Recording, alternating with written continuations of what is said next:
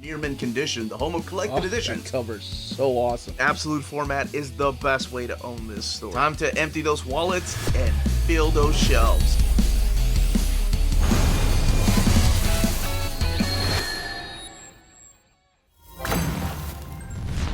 The Sumerian is back. That's right, all you minties. This is the Uncanny Omar from Near Mint Condition, the home of collected editions. And join me today for your advanced look at the Conan the Barbarian, the original Comics Omnibus Volume 1 from Titan Comics and Heroic Signatures. So let's go ahead and get started.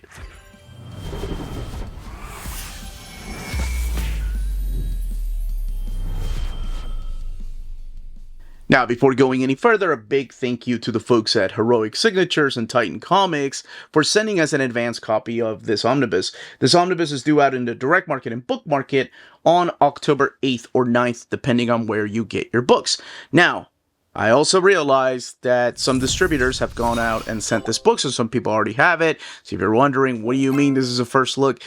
The official date, the official release date for this book, much like Savage Sword, is October 8th, whereas Savage Sword was October 1st or 2nd. Now, this is a very important omnibus release for a lot of people, and I'll talk a little bit about why here in a second. But we are looking at the cover here. This is the standard edition cover. This is the one that's going to be available everywhere by Barry Windsor Smith. On the left-hand side is your direct market cover, also supplied by Barry Windsor Smith, and that one there focusing on the character of not just Conan the Barbarian, but also Red Sonja from her second appearance. Her first appearance on a cover, though.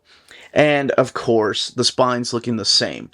But let's shift the focus back to this, because this is the one that's going to be available everywhere. And as I mentioned, this is a reprint of the Marvel Omnibus right here.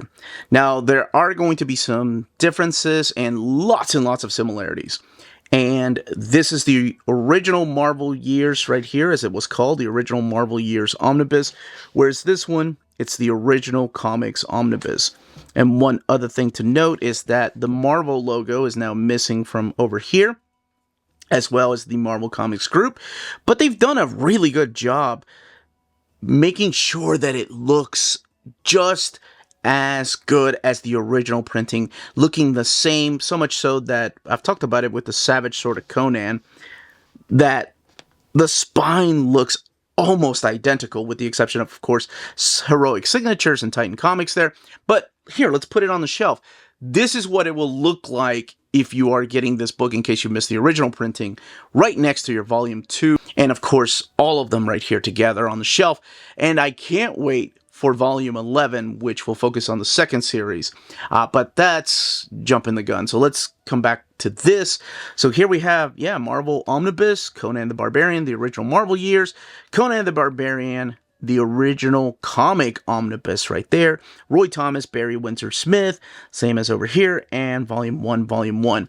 Now the Marvel Omnibus they had a small second printing, but that was it. And a lot of people missed out on it. A lot of people, were wondering if Marvel was ever going to reprint it, and now's your chance to get it.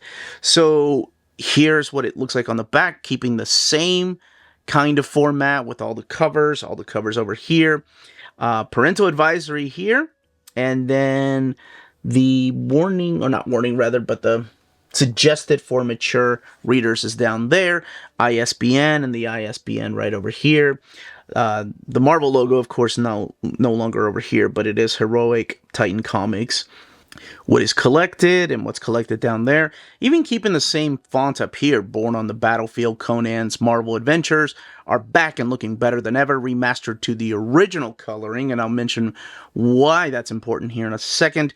Now, all the covers are collected here with the exception of this one from Chamber of Darkness, so that is missing from this collection, and we'll look at it here in a second as to why it's missing. The only other thing that's missing is the Marvel Comics logo in each of the covers, whereas over here is the Conan Comics. So they've changed it a little bit. And what's really cool, much like the Savage Sword of Conan, is underneath the dust jacket. Oh my gosh, I love that they kept the same thing. The font is just a little bit smaller than this over here. So here's what the flaps look like on the Marvel Omnibus. And here's what the flaps look like from the Heroic Signatures and Titan Comics printing. So even keeping the same font, the bio over there on the creators.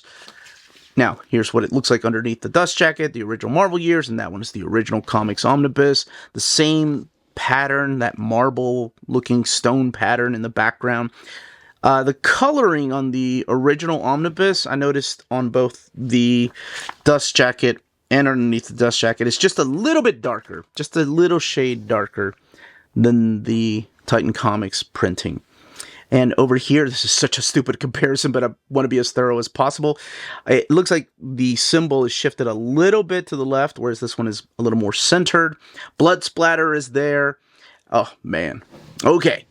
So we are going to do an internal comparison to the Omnibus over here, but we are going to first focus on the type of stories found in here, checking out this beautiful artwork, and looking at the restoration, and also the extras and the build of this book. And then we'll do a comparison. Okay, let's go ahead and crack this omnibus open. Here's your end sheets. I love the fact that they have this on the end sheets. They did the same thing with Savage Sword of Conan, just taking a piece from the internal artwork this time around. Of course, Barry Windsor Smith. And here's your title page. Conan the Barbarian, the original Comics Omnibus, Volume 1, Roy Thomas, Barry Windsor Smith. Now, this looking a little bit different, but we'll do a little comparison here in a bit with the original printing, and even this looking a little different right here, which your contents. This is your table of contents, and featuring this piece by Barry Windsor Smith. His art looking a little bit different. This, to me, has always been worth the price of admission.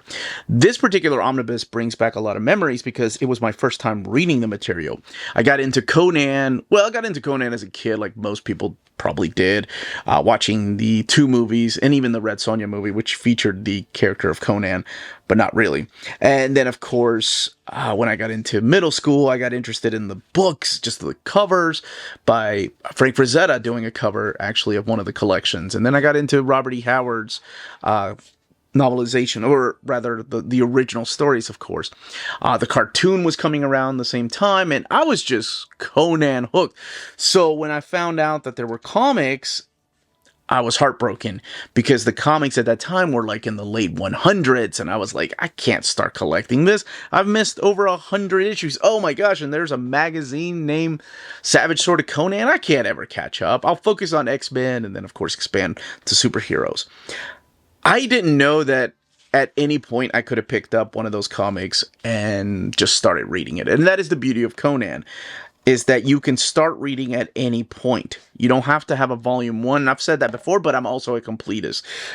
So here's this beautiful introduction by Roy Thomas, talking about the stories behind the stories, which, like I've always said, to me, these are worth the price of admission.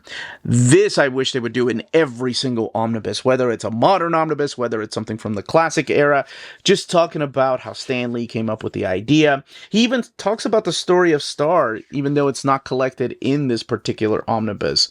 It's collected in the original Marvel omnibus, and how that kind of laid the foundation for what would be Conan in comics form, was that Star the Slayer, from that story from Chamber of Darkness, that's what it's called. So collected in here is Conan the Barbarian 1 through 26, and then material from Savage Tales 1 and 4, which you've seen already in Savage Sword of Conan. So there is a little bit of double dipping, just a little bit. And then they have the covers to the Conan classics. This book has 768 pages.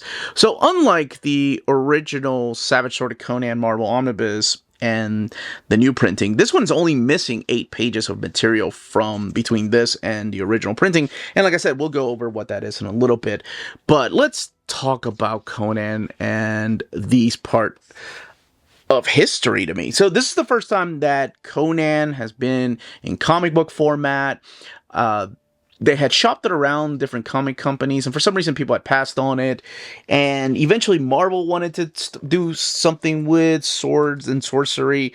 And as you can see in the introduction, that it was decided that Conan would be the one.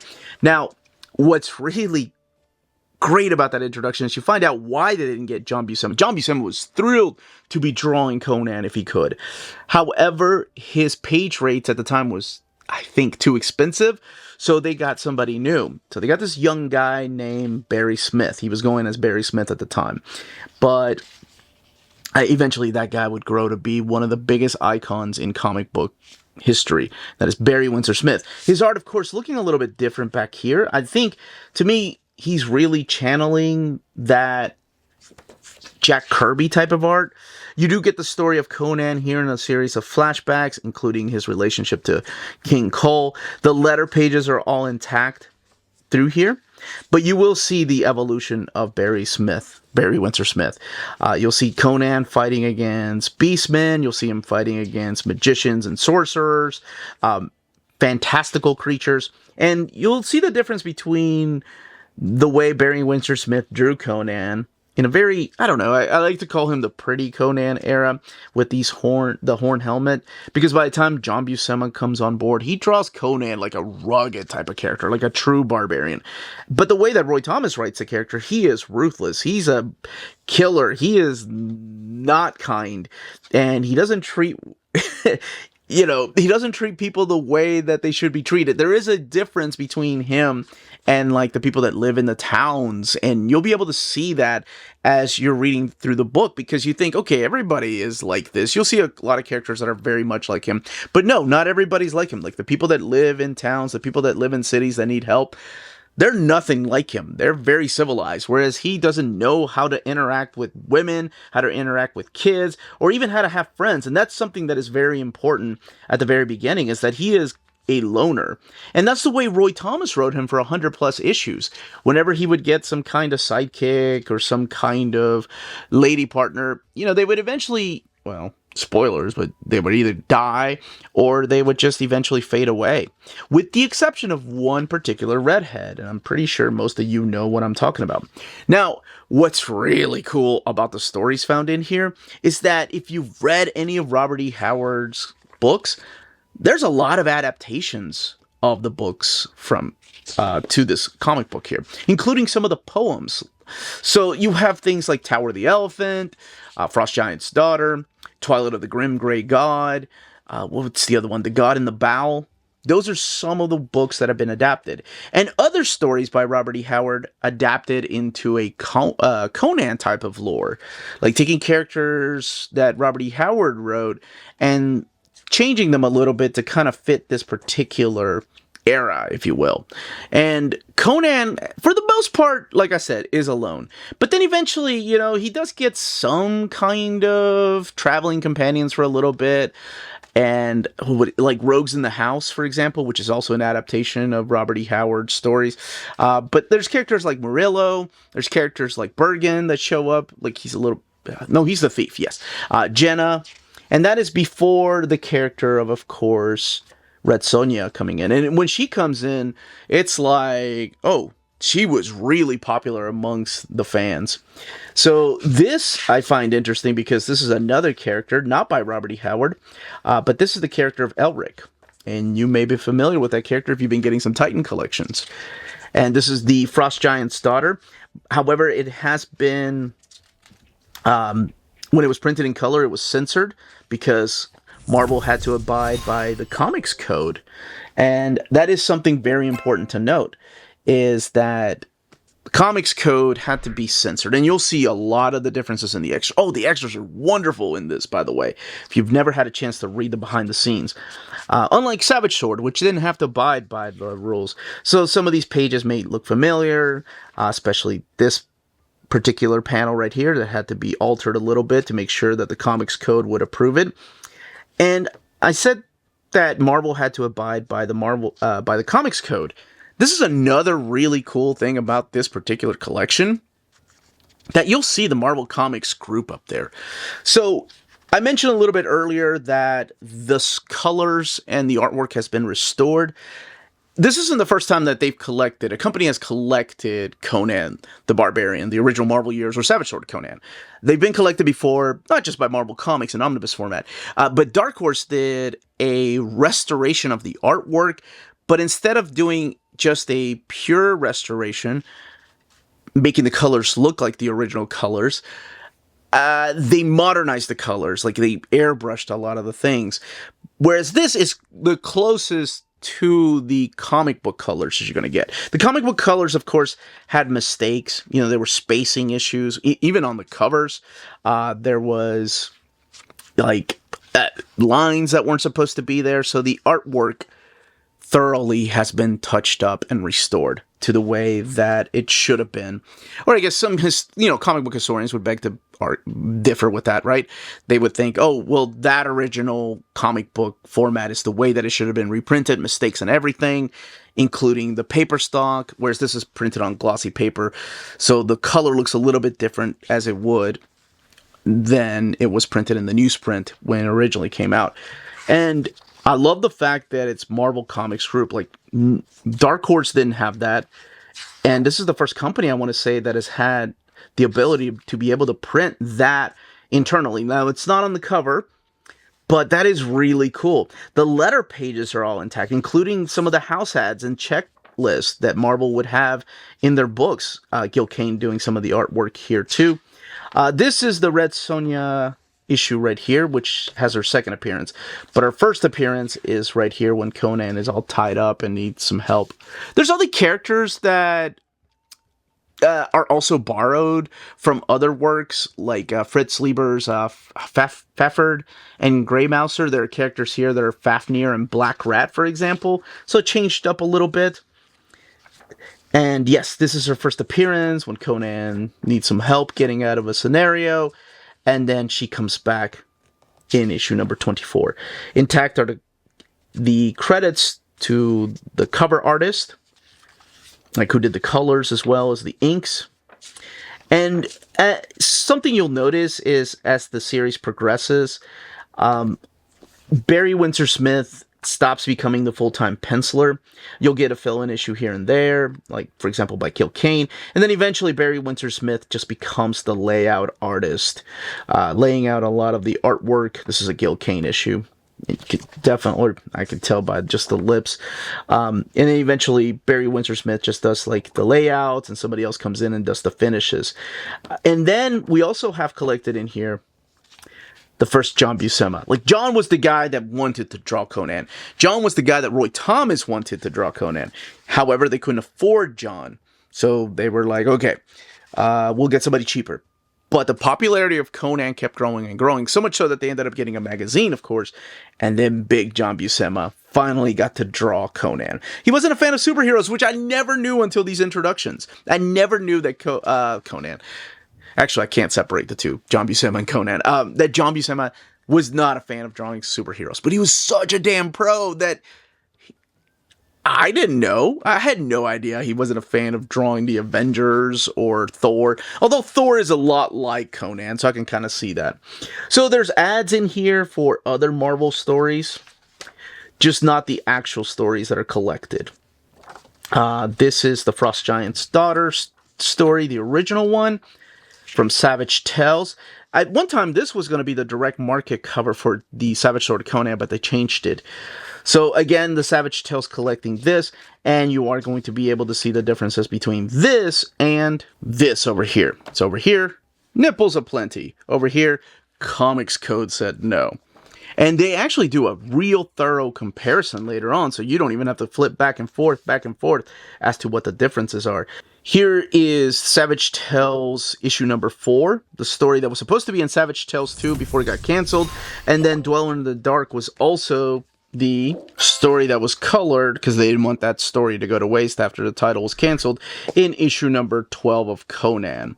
But here it is, when it was printed in Savage Tales number 4, in its original black and white.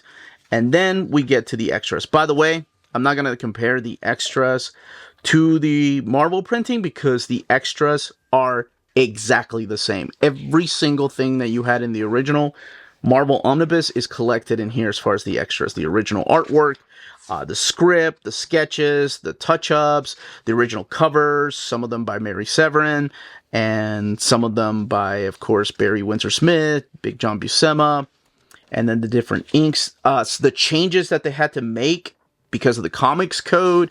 The Comics Code wouldn't let a lot of the things fly. So you have original artwork and then the photo stats of some of the art. And then, of course, as I mentioned, the Comics Code didn't let some things fly. So there are some comparisons here as to what the art was supposed to originally look like and what they had to change it to. Some covers, editorial would say, well, this needs to change. We need to focus primarily on Conan, probably. And there's not really much of Conan on this cover. So Barry Windsor-Smith had to redraw some of it. Not all of it, of course.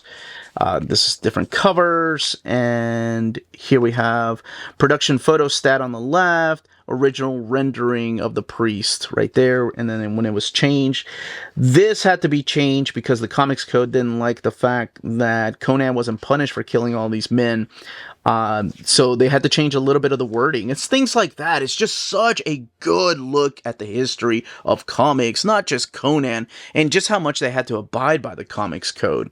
The changes, of course, in the costumes, when it was originally supposed to be in black and white, and then when it went to color, and, you had to change your costume up, couldn't be, super sexy or any nip slips and things like that.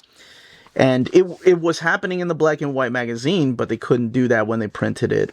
Just like I was talking about this scene right here with this character from the Frost Giant's daughter. They had to change some things. They had to change some of the dialogue and captions. It's just so awesome. Original art right there. I love this, that they had to change Conan's hands from being down here, supposedly holding on to Red Sonja's bottom, to up here, like a true gentleman that Conan is.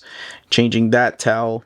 Yeah, it's just little changes like that. I love maps. That's one thing I wish they would use for end sheets, well, both at Marvel and here. These are introductions for, I want to say, collections from 1970s. Yeah. And then you have the Conan Classics. Those are just the covers that were reprinting classic stories in the 90s. Some more of the introductions from Conan Classics. And just essays. My gosh, did Roy Thomas love this character. Essential Conan. And then this is from the Chronicles of Conan. This is the one that was printed originally by Dark Horse Comics. And just the introductions here by Roy Thomas, talking a little bit about behind the scenes, much like you get in his introduction. And then even the John Cassaday cover, rest in peace, which was not available from Titan Comics as a cover.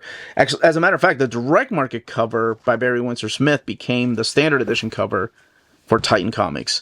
Now let's talk about the build and binding. 768 pages. That's what the eye looks like. It is sewn binding and printed in this glossy paper stock. There's minimal bleed through happening. You can see here, and we'll do a comparison to the original printing because it was also in the original printing. This particular book, much like Savage Sword, is printed in China. I'm not sure who the printer is, but it is printed in China. So let's actually do a comparison to the original printing. Okay, the Marvel printing over here on the left and the new printing on the right by Heroic Signatures and Titan Comics. Your end sheets actually has a panel right there, whereas over here it's this green Conan the Barbarian. Again, the color's looking a little bit darker in this printing over here on the left-hand side, which was originally printed at the Donley printer. The Conan properties looking a lot different over here with Heroic Signatures than people behind the Marvel Entertainment. The special thanks down here to people they worked with, and the credits. The credits looking just a little bit different, and that's mainly due to the fact that the Chamber of Darkness is not credited for Barry Windsor-Smith because it's not collected in here. Again, this one here having 776 pages, and this new printing 768 pages. So the bonus material, for example, starts at 622, where over here starts at 634. This all looking the same. The introduction, including stories that aren't collected in here, behind the scenes stories.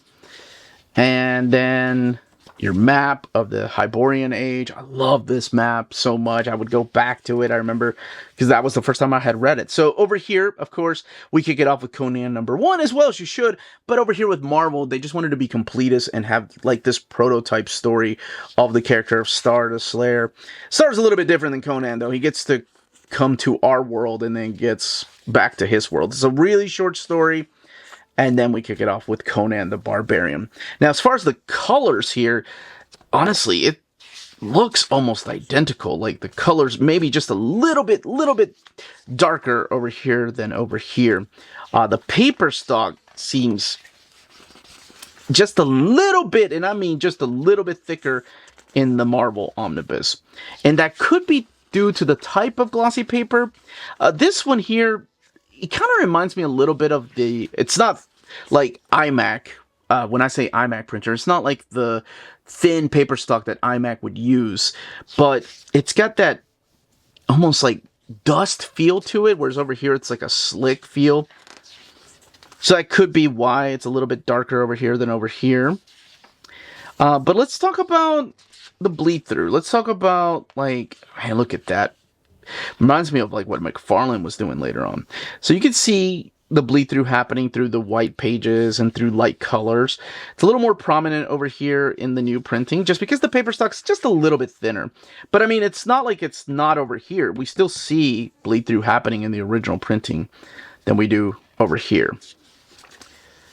But it's, like I said, a very minimal difference. I wanted to look at the way the book laid over to in the Titan's heroic signature printing over here compared to this.